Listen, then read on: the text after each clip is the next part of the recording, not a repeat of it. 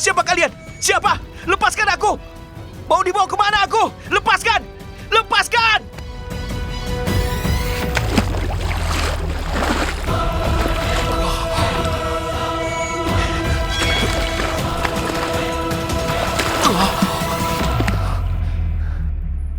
Apa-apaan ini? Akhirnya sekarang kau sudah selesai bergabung dan kembali dalam wujud seorang pejuang.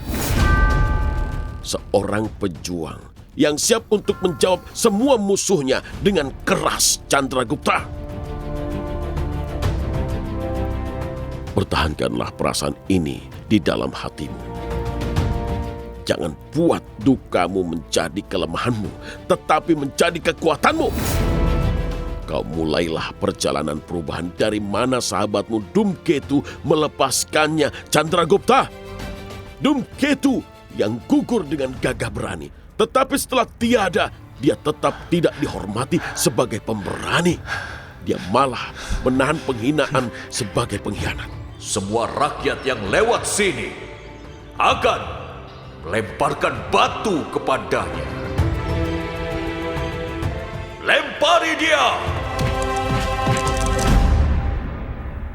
Dhumketu pantas mendapat rasa hormat, Chandragupta. Kau berkewajiban untuk memberinya kehormatan itu, Chandragupta. Kau harus memastikan bahwa Dhumketu mendapat penghormatan terakhirnya seperti seorang pemberani. Pengorbanan pemberani itu perlu mendapat kehormatan dari kita. Maka sekarang pergilah dan hentikan rasa berkabungmu itu. Pergi dan berilah keadilan pada sahabatmu yang bernama Dhumketu itu, Chandragupta.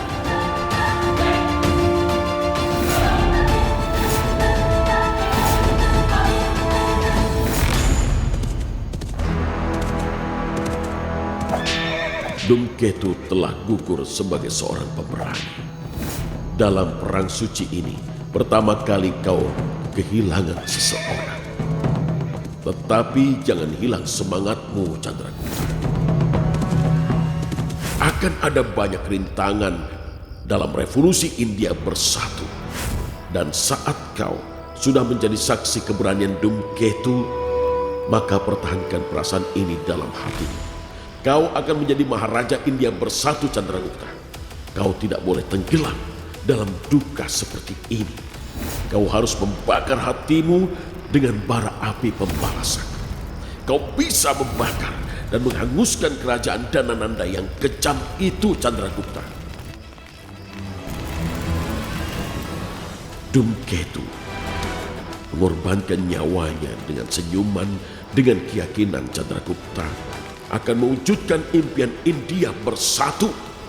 Kau jadilah Maharaja yang adil. Karena itu, kau jangan menangisi pengorbanan pemberani sahabatmu itu. Kau terimalah ajaran yang sudah kau dapatkan dari pengorbanan itu.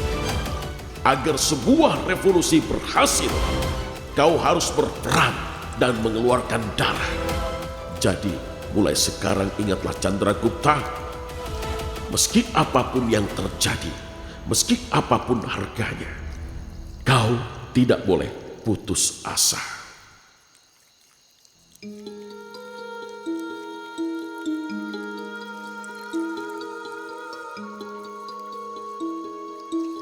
Dhumketu!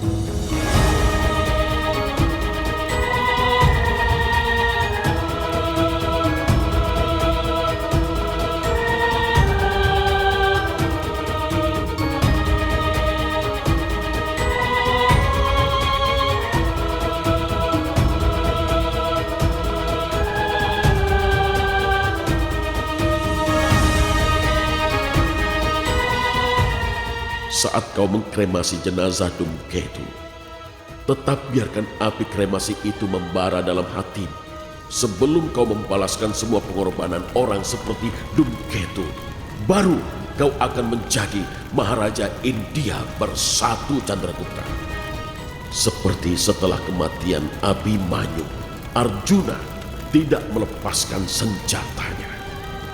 Seperti itulah kau juga harus melanjutkan revolusi ini. Perang melawan Dhanananda adalah perang suci dan perang karma juga, Chandragupta.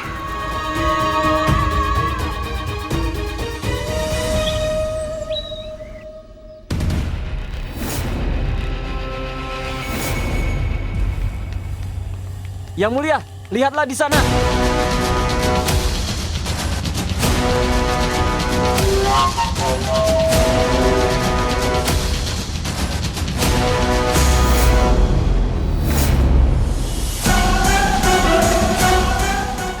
Kehancuranmu sudah semakin dekat, Dhanananda. Bersiaplah untuk akhirmu.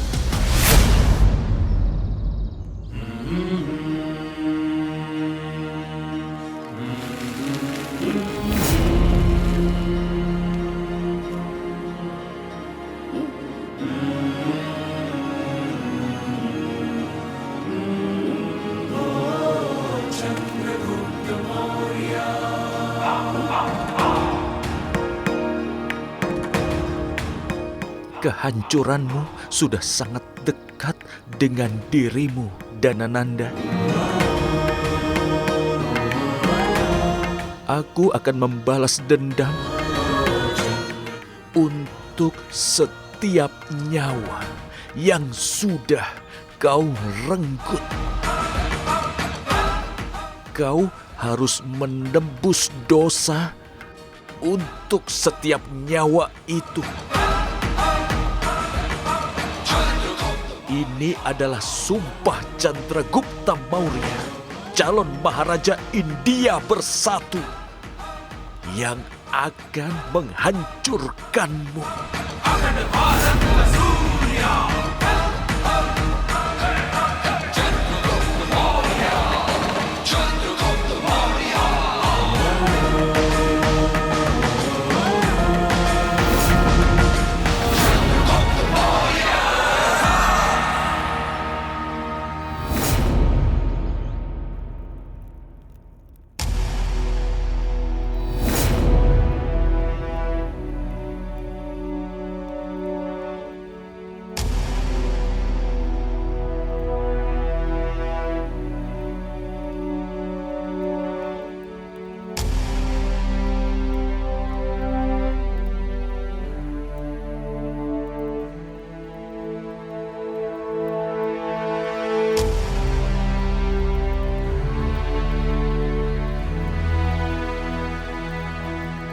Kau mau kemana, Chandragupta?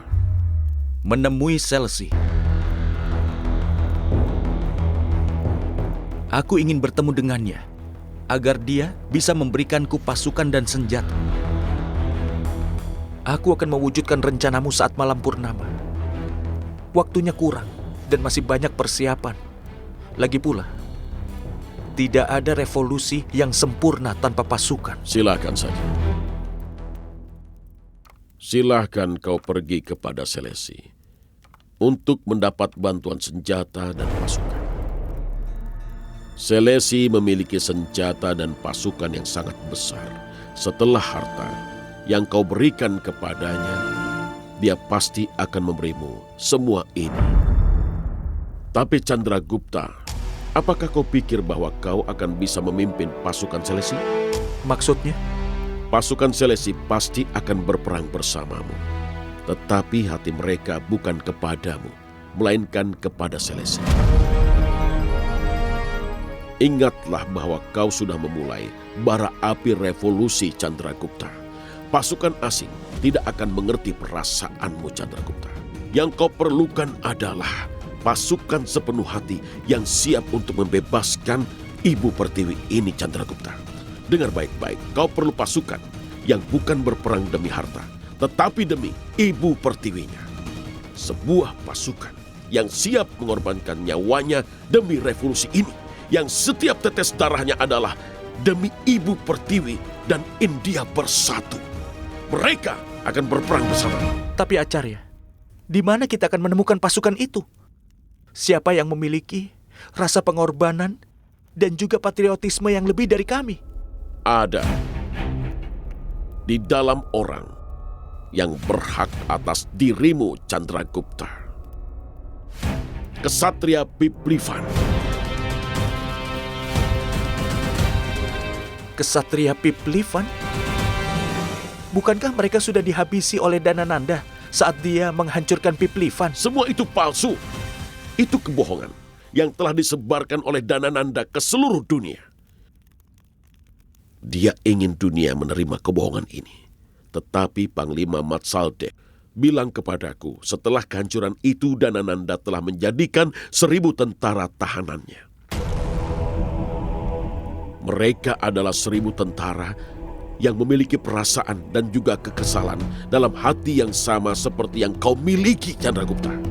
Jika bara api itu dibangkitkan dalam diri pasukan itu, maka setiap tentara akan setara dengan 100 tentara Danananda, Chandragupta. Setelah 12 tahun, siapapun orang yang masih selamat dari 1.000 tentara itu, kita satukan mereka bersama kita, maka kita akan mendapatkan pasukan yang akan mengakhiri Danananda, Chandragupta.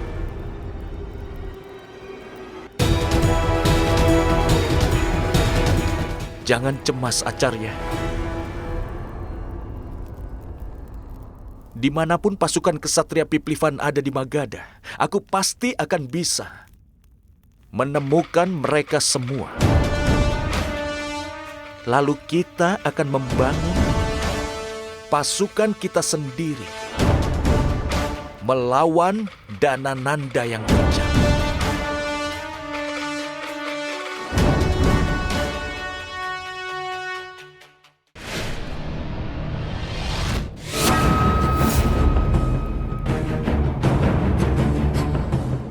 Jadi kalian semua adalah tentara yang langsung disiapkan oleh Amatya. Saat kalian sudah menjadi penjaga baru di istana ini, aku berpikir akan menyambut kedatangan kalian dengan makan besar.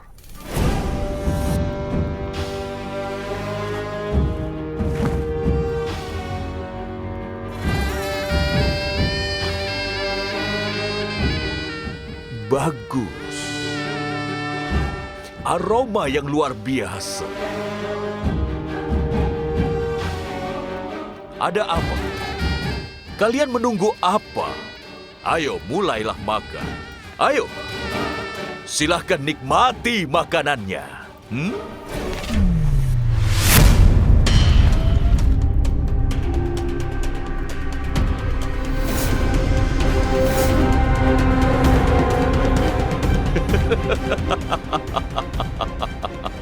Ini adalah kepala dari para tentara yang sudah membiarkan jenazah pengkhianat Dhumketu hilang dari pasar.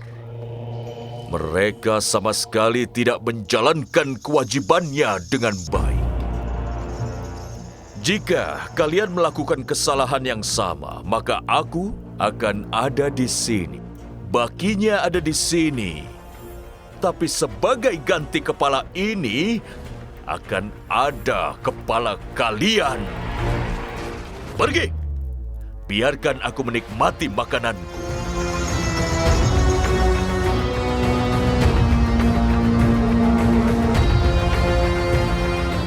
Amatya, bagaimana status emasku dari Bukit Tambang? Emasnya sedang menuju ke istana, Maharaja. Dan tidak lama lagi akan sampai di sini.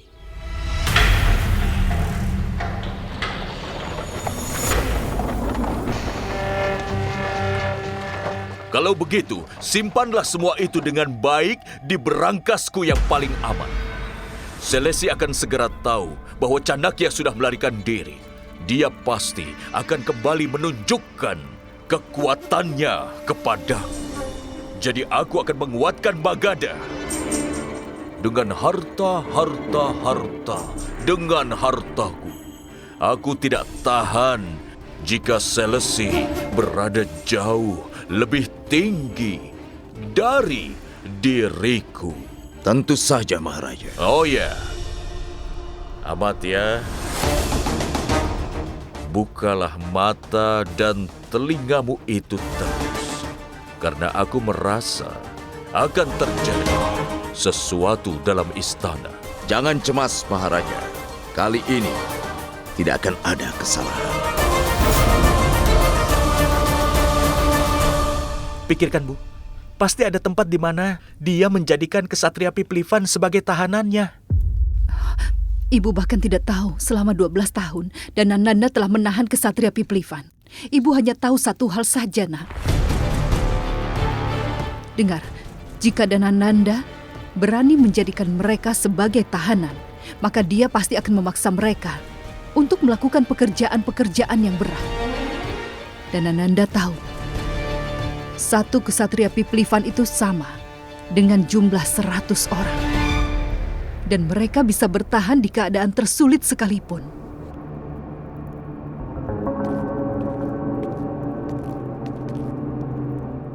Chandra, aku ingin pulang. Aku merasa sangat gelisah. Aku mau pergi sekarang. Ada apa, Indra? Tadi ada 3 kereta kuda yang penuh dengan emas. Saat aku menghitungnya, aku melihat emasnya penuh dengan darah. Tidak tahu itu darah siapa dan dalam keadaan apa dibawa ke istana sampai di semua emasnya, semua ada darah. Aku sangat gelisah memikirkan semua itu. Aku merasa sangat takut, Chandra. Emas lagi? Dari mana semua emas itu datang? Ini bukan waktunya menagih pajak, kan? Tidak. Emas ini bukan hasil pajak rakyat Magadha. Jika itu bukan hasil pajak rakyat Magadha, lalu emas sebanyak ini datang dari mana?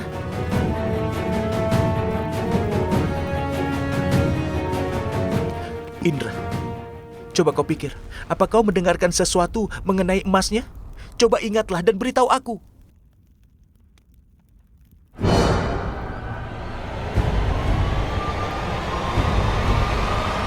Ya, aku dengar dari tentara mereka mengatakan bahwa emas ini tidak keluar dari keringat tapi dengan darah dan tulang dari musuh Maharaja Chandra.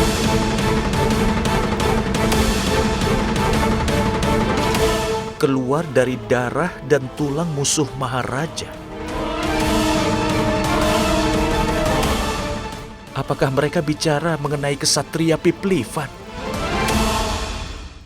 Kalau aku mendengar dari apa yang dikatakan oleh Indra dan Ibu, aku merasa bahwa Ksatria Piplivan sudah ditahan di tempat itu. Tapi aku harus memastikan keraguanku lebih dulu. Indra akan membantuku. Aku akan mengikuti kereta kuda yang membawa emasnya agar aku bisa mencari tahu lokasinya dari mana emas itu dibawa kemari. Maitri? Ini akan sangat berbahaya, Chandragupta. Apa Acarya Chanakya tahu mengenai rencanamu ini? Tidak. Dia belum tahu mengenai rencana ini. Dan aku tidak punya waktu memberitahunya juga. Acarya yang memberiku tugas untuk mencari kesatria itu. Dan aku akan melakukannya.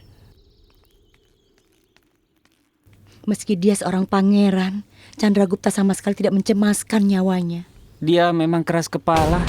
Sekali memutuskan sesuatu, akan melakukannya. Aku kenal Acarya Chanakya.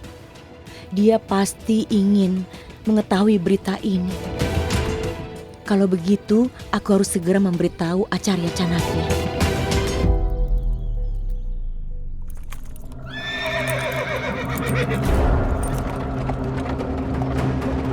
Ayo cepat maju ke depan, ayo. Ayo cepat.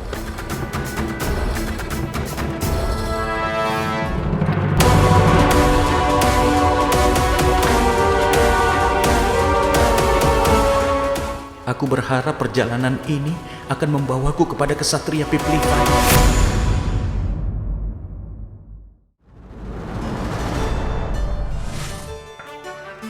Sebelum besi menjadi sebuah pedang, dia harus melewati banyak sekali proses. Dia harus menahan banyak pukulan palu. Dia bahkan harus melewati panas yang membara dan terbakar di sana. Setelah menahan semua ini, pedang akan mendapatkan identitasnya. Seperti itu, setiap masalah yang datang dalam kehidupan manusia, duka dan kegagalan akan membentuk identitas manusia. Jika kau ingin menjadi pedang untuk menghabisi musuhmu, maka bersiaplah untuk melewati banyak ujian agar bisa menjadi pedang yang tajam dan mendapat kekuatannya.